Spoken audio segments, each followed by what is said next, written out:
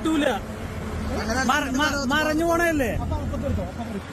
പണ്ടേ ഞരമ്പ് രോഗമായിരുന്നു, ഇപ്പം മാനസിക രോഗം കൂടെ വന്നു. അന്നേരം കാട്ടിക്കൂട്ടുന്നതാണ് ഇതൊക്കെ. ഇതിന് പച്ച മലയാളത്തിൽ കോഴിപ്രാന്ത് എന്ന് പറയും.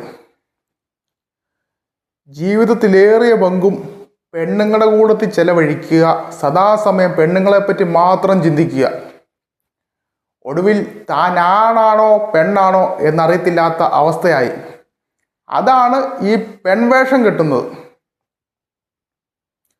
അതിപ്പോൾ ഈ ആൺവേഷം കെട്ടിയാലും പെൺവേഷം കെട്ടിയാലും ഇവനൊരൊറ്റ ചിന്തയേ ഉള്ളൂ, എങ്ങനെയെങ്കിലും പെണ്ണ് പിടിക്കണം.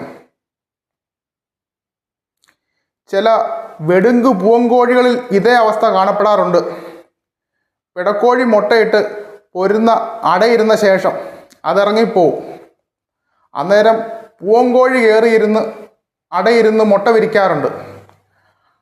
ചില വെടുങ്കു പൂവന്മാരെ പോലെ തന്നെയാണ് ഇവനും. വെടുങ്കുകോഴി